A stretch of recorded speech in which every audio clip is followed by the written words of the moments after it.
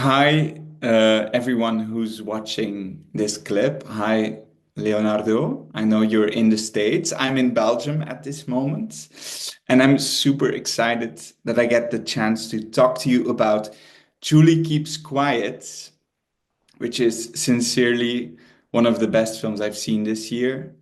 I, of course, had the honor to be at your premiere at Critics Week in Cannes in May. And I discovered the film next to a couple of my best friends, and they all saw the impact it had on me. I was deeply moved by everything you've put on the screen.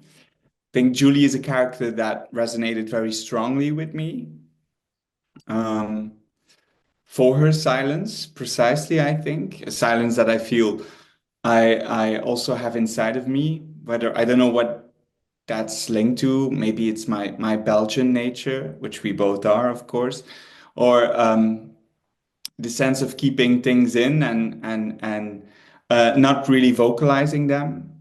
Um, I think that was all put to screen in such an elegant way, and I think the film really lived inside of me for a long time.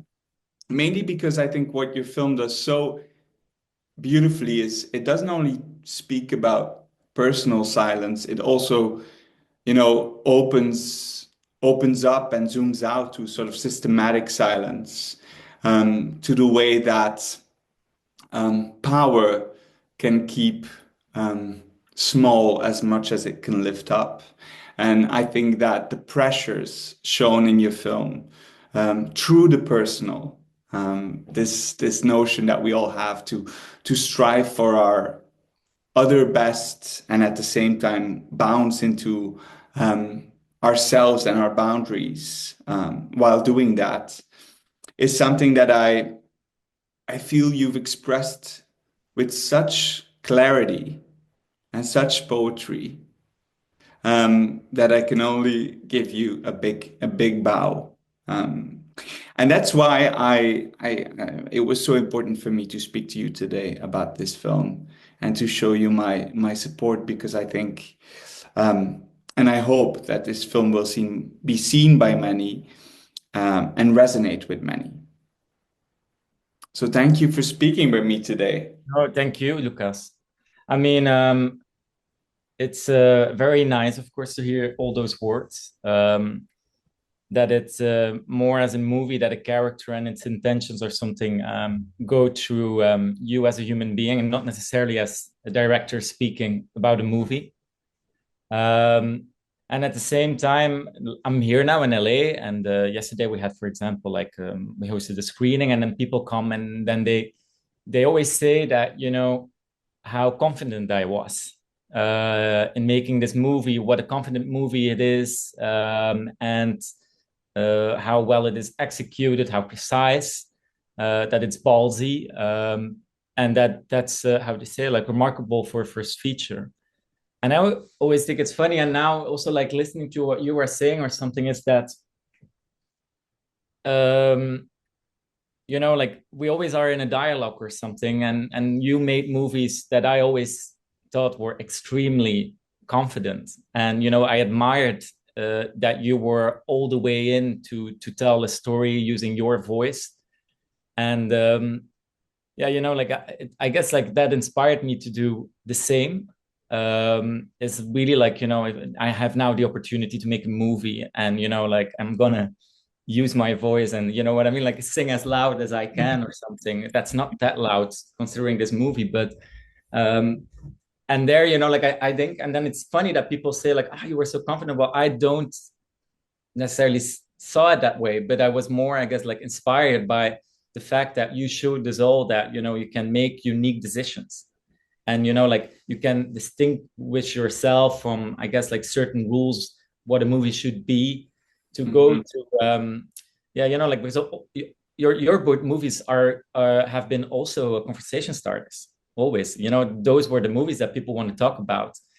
And yeah, I want to thank you for the kind words or something, and I'm saying this very humbly or something, that you indeed opened the door for me, as I mean, like we're the same age, but I would say We a are. younger director. So Yeah. yeah, It's I don't know if you it, understand what I'm saying, basically, like that's also like cool to, it's like I'm getting a bit, but you have been giving or something, like also, or now I've been getting a lot and now I can give something back or something. I hope so. I thank you. That is incredibly kind. And I think, I mean, I find that incredibly beautiful to hear. And to clarify for the people who don't know both of us, we know each other. We've been growing up together in a sense, because we are from the same generation of filmmakers here in Belgium. And I, of course, have always been at festivals where also your shorts, Stephanie Get Ripped, Umpire were played. And I always saw that you have this distinct way of looking at the world. And I also noticed that in your short films, just like in Julie Keeps Quiet, you decide to put your gaze on young people who are um, working their bodies, pushing their bodies, looking for all of their potential. And I wondered, what is it exactly about young people doing this or people doing this that inspires you so? I think in a way, and I only started realizing this when we were selected for Critics Weeks and had to finish the movie. And at that point, like it's just like you are rushing, and the clock is ticking. And I slept probably 4 or 5 hours a day. Like I woke up at 4 or 5, and I just kept on working till like midnight. And it was definitely also not necessarily healthy to do that for like 6 weeks. But there was this thing in me that I discovered, like I have no boundaries when it comes to my movie. Like in terms of working, I will always like try to work the hardest as possible. And um and then I realized, like, I guess, like almost like this, like this year that would be my Olympics. You see what I'm saying or something? It's like you Yeah. work this 4 or 5 years or something, like slowly, as like more and more and more, and at the end it's just going or something. And I guess that I found what I'm so fascinated with athletes is that, again, like it's their life. The Olympics is once in the 4 year, and then of course you have other big tournaments, but there is so much work to be done that we Mm-hmm. don't see on the big screen, that nobody talks about, but that's actually the real work. Mm-hmm. uh and that's the boring stuff or something. And I Mm-hmm. guess, like, I try to also like show that more in my movies, but maybe through those characters in a way. Like, also I found myself, it was almost uplifting me, like like, don't give up, because Julie is not giving up in that way. So yeah, that it's only like now that I realize that there is much more, like, of an athlete and a director in a way. Mm-hmm. um Therefore I had to make a long feature film to understand. That's why I wanted to always work in sports. Before, I just honestly, I think it's a fantastic setting to tell a story in, because it's a great audio visual like era.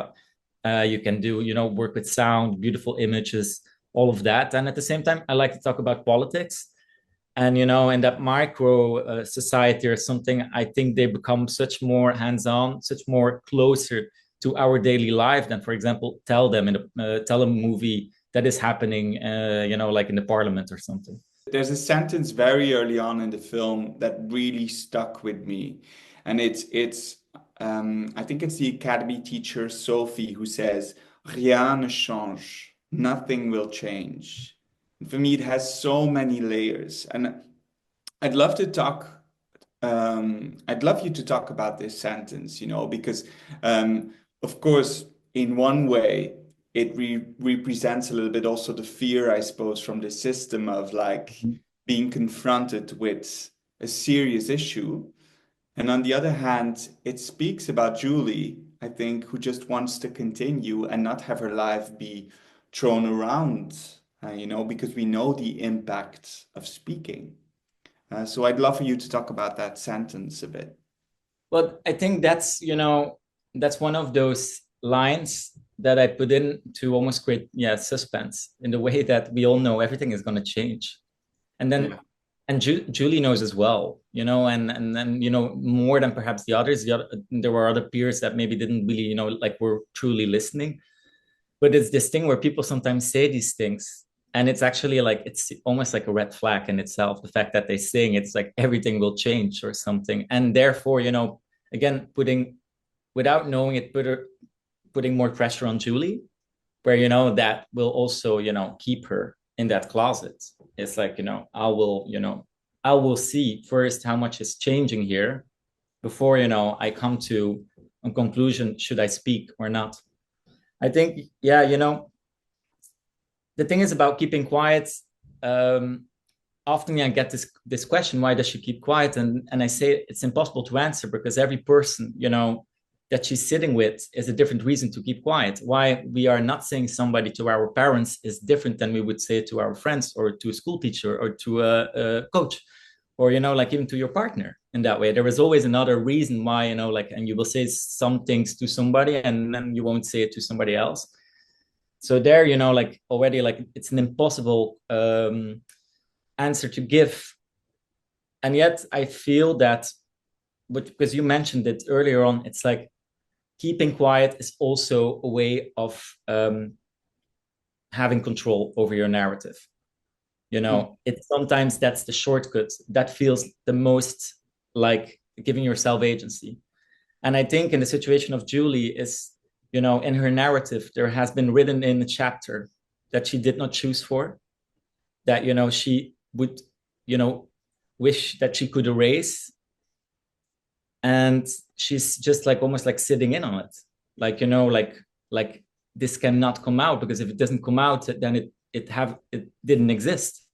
And it's, like in that chapter where she had no control, no agency at all, like almost like, like keeping it in that diary, it's, that's the thing you can keep, because, if you open it, if you spread it, then the narrative is out.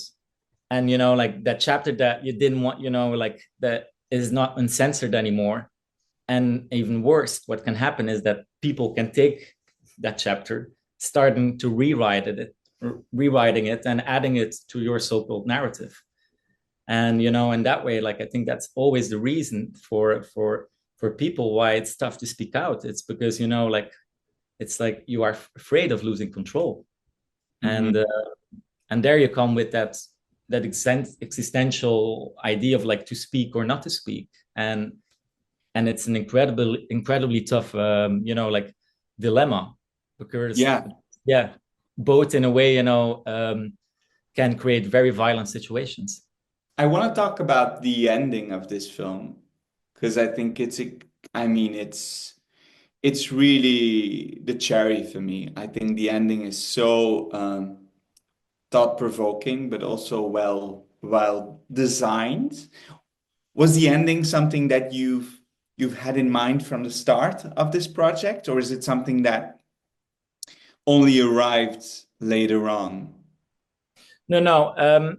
It's more like I was writing on something that wasn't good, and that scene was in it, and then I was suddenly like, but that's, that script is nothing, and this is the ending.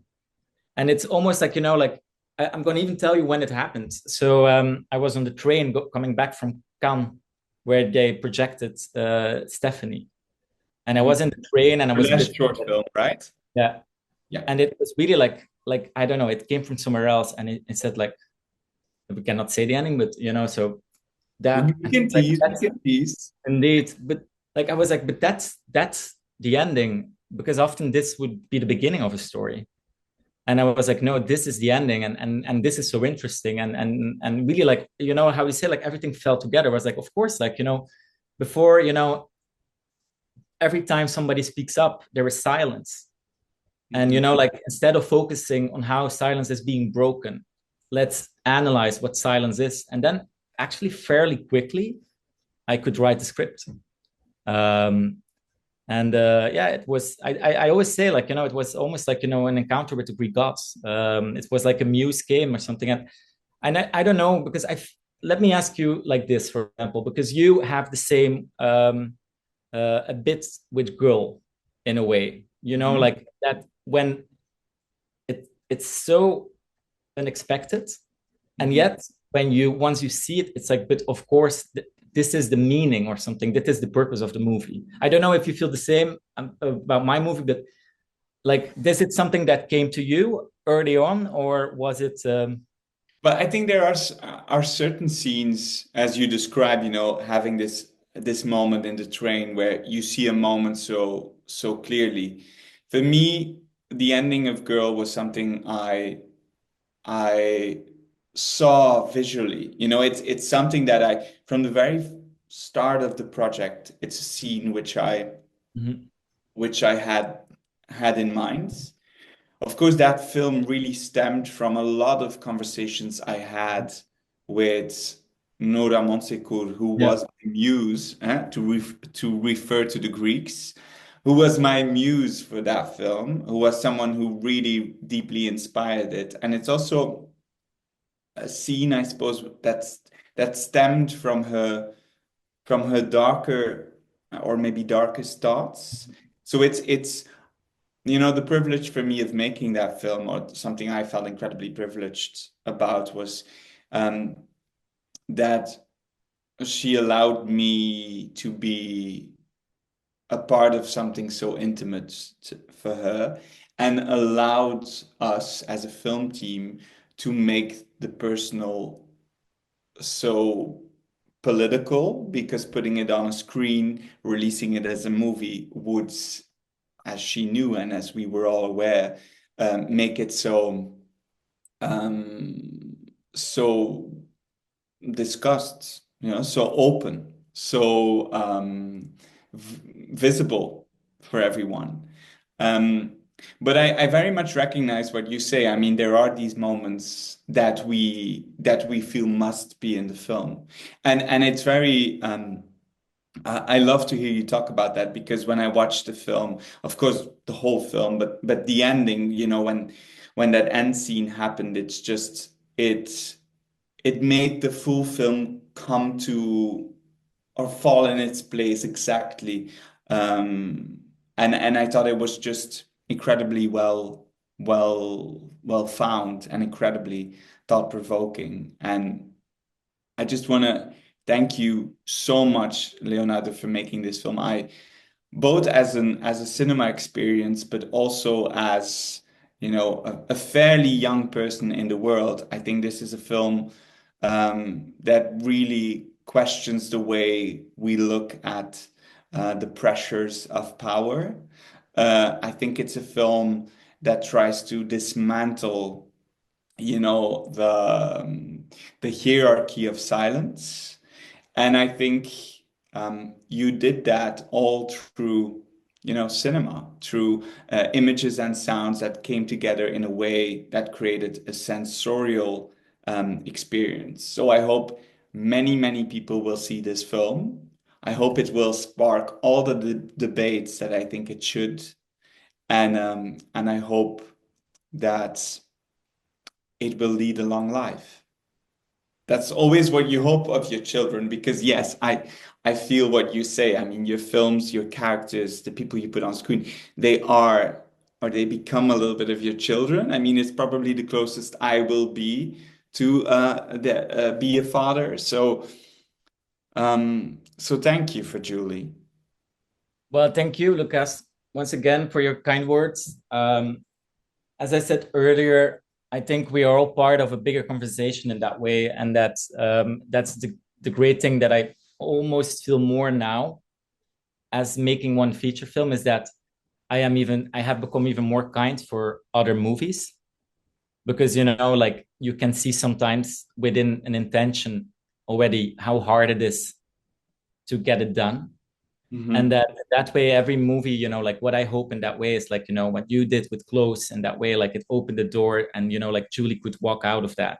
And I hopefully, like, I leave the door open, and I know you are working on a new movie that, like, you can walk into it, but also, like, maybe, I don't know, like, like, just a 25-year-old kid who had just like a great idea. And also, like, what I mean, I feel in that way what is very nice that we can share that, because we have the same values, you know what Hmm. I and the same sensitivities.